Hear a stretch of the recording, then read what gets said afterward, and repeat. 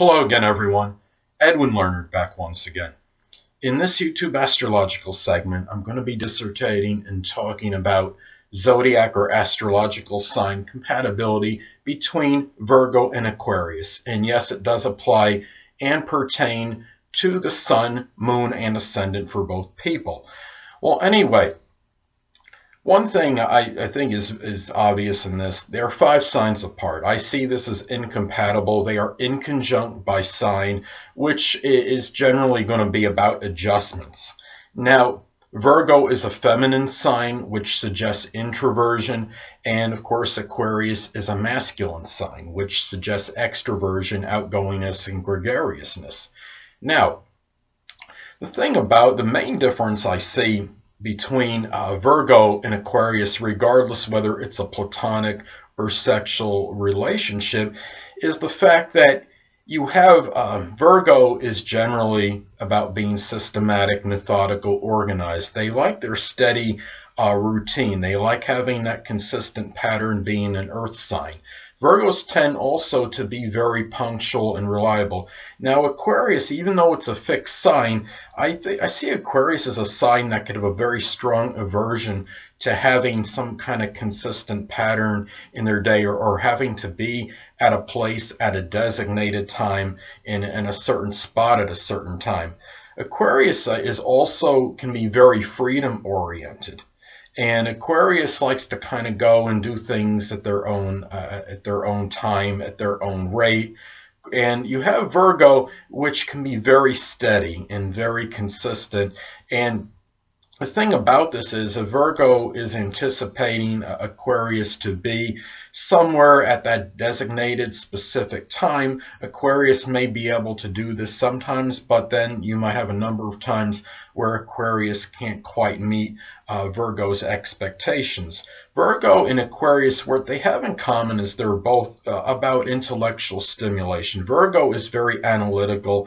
They're about analysis, and they're very punctilious with details.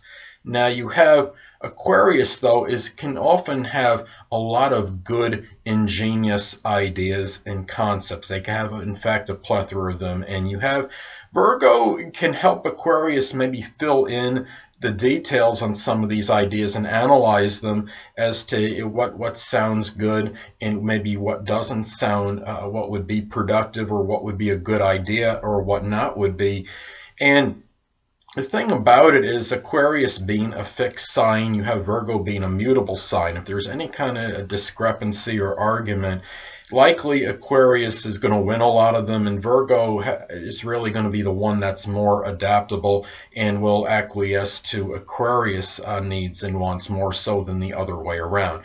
Also, Virgo is just kind of can be very like a regular type person. There's nothing, when you see Virgo, it's not a sign that you really think can be very unorthodox or really unique. You have Aquarius, on the other hand, can be very eccentric. They could have a number of idiosyncrasies, and they might come across as quirky to Virgo.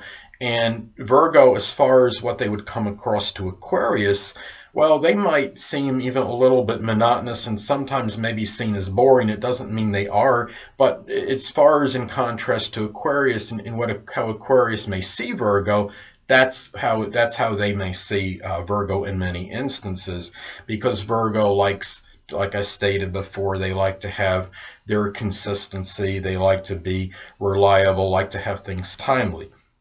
Now, if this is like a bedroom type situation and these people have a significant other sexual relationship going, well, the thing is, I think what I stated before about the punctuality, the reliability of Virgo applies here.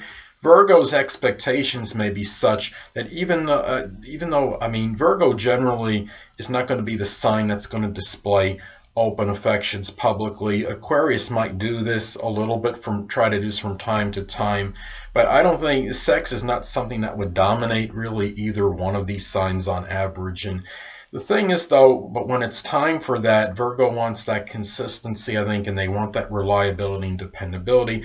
While Aquarius, being an air sign, could be unpredictable and may not always be there when Virgo wants him or her to be there. So Aquarius is more about being extemporaneous and doing things like really unpredictably and not as much planning. Virgo is more about premeditation and planning ahead, while Aquarius really is not strongly about that. But the thing about it is, you look at this combination. The one thing they have in common is that they both could be very intellectual and really are. Virgo, being ruled by Mercury, is probably one that will communicate.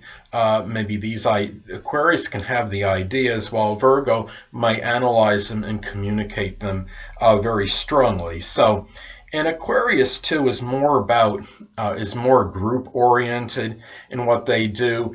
Aquarius could be very selfless and have humanitarian instincts. The one thing that it's similar to Virgo, Virgo could be very service oriented, but Virgo kind of is more in their box and for as far as helping people. And Aquarius kind of goes out more and does things more positively, perhaps on a more global level or more outside their general sphere in their general environment. I think that's where you see the difference in these two signs. Well, anyway, it's also important to look at the aspect, if any, that is made between the energies of these people, as this could indicate perhaps better compatibility than otherwise indicated, or maybe not as much.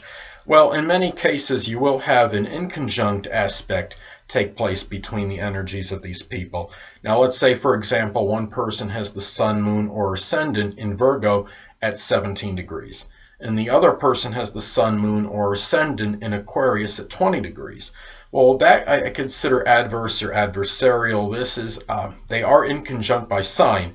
And if you have them inconjunct as far as the aspect, this may even intensify the fact that this requires adjustments between these people. And there might be a little bit more so than otherwise indicated because they are inconjunct by sign, and then you have it in the aspect in this example as well. Now, you could also have an out of sign opposition aspect take place between the energies of these people. Let's say, for example, you have one person with the sun, moon, or ascendant in Virgo at 1 degree, and you have the other person with the sun, moon, or ascendant in Aquarius at 28 degrees. Well, that would form an out of sign opposition aspect, which I see as adverse or adversarial as well. And really, you could have very strong opposition between these two people as far as their ideas and their opinions, their ways of doing things, etc. And they're inconjunct by signs. So you've got to factor that into the equation. If you have the opposition aspect, well, it's obviously, this is it could be a struggle as far as these two people go. Of course, you're going to have to look at the whole chart as far as the compatibility and synastry aspects go as well, though. Well, you could also have an out of Sine Trine aspect take place between the energies of these people. Let's say, for example, one person has the sun, moon, or ascendant in Virgo at 29 degrees, and the other person has the sun, moon, or ascendant in Aquarius at 2 degrees. Well, this would actually form an out of Sine Trine aspect, which could be positive and auspicious, and you might have a little better harmony and a little better ability to work through the disparities between these two people than otherwise indicated. However, you still have to factor into the equation that these signs are inconjunct by sign. They're still incompatible by sign, and then if you have the trine aspect, could help it a little bit, though. Well, anyway, people, that'll conclude this YouTube astrological segment for zodiac sign compatibility between Virgo and Aquarius. And stay tuned next time, where I'll be dissertating and talking about zodiac sign compatibility between Virgo and Pisces. Two things I want to get with you on before I head out. Firstly, the stars may impel but do not compel. And secondly, never isolate any single astrological element, aspect, planetary placement, position, configuration, influence, or what have you, and make an analysis of a person, astrologically speaking, based on this alone, because astrologically speaking, the person is the sum of all their components in their natal chart, and not just one. Until next time, people, stay well.